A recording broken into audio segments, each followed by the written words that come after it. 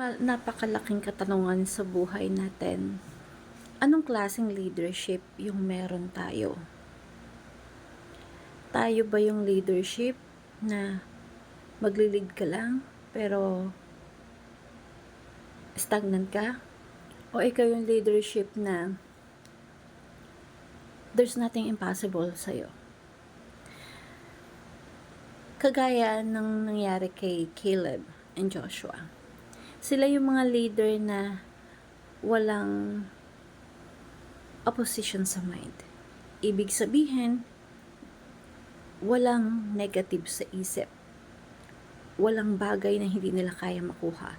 Naniniwala sila lahat ng bagay kayang makuha. May mga leader na nag-iisip sa buhay natin na kung paano masusolusyonan yung mga problema na kinakaharap. That's why they keep on thinking paano makakapag-provide ng needs and wants. Sila yung mga leader na instead of focusing sa maliliit na bagay, they think on a bigger solution.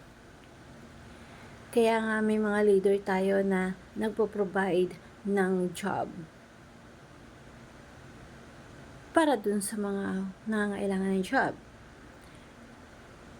Pero bakit hindi instead na maisip nila na mag-provide ng job para magkaroon ng yung isang tao, masolusyonan ng problema na magkaroon ng trabaho, pero bakit hindi nila iniisip na mag-provide ng business? So, leadership is depend on the way of thinking, kung paano mag-isip ang isang tao. Depende sa pag-solve ng problema. Kasi both naman parehas masusolusyonan. Kaya lang yung isa, susolusyonan niya kung ano yung pangangailangan. Yung isa, susolusyonan niya kung ano ang makapagbigay ng longer solution, lasting solution, at mas malaki yung impact, mas maganda yung result. So, ang questions lagi ngayon, anong philosophy tayo meron bilang isang leader?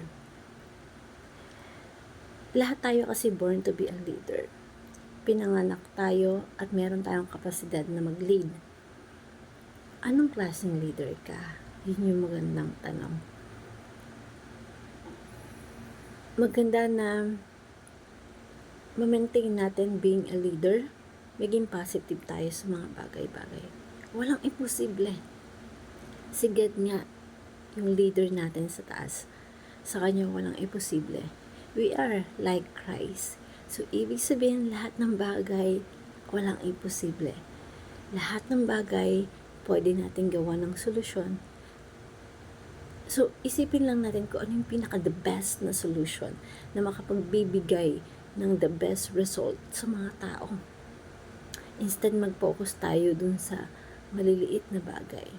Pero kahit ano pa man yan, yung leader na nagbibigay ng trabaho or yung leader na nag-iisip ng business, still, they are a leader. Nag-iisip pa rin sila. Sila pa rin talaga yung mga think tanker. So, maganda sa buhay natin, maging think tanker tayo. Hindi pwedeng isipin natin na okay na yan, pwede na. Maganda isipin natin na ano yung the best? Ano yung pinaka-the best? Hindi lang para sa sarili mo, kundi para sa lahat.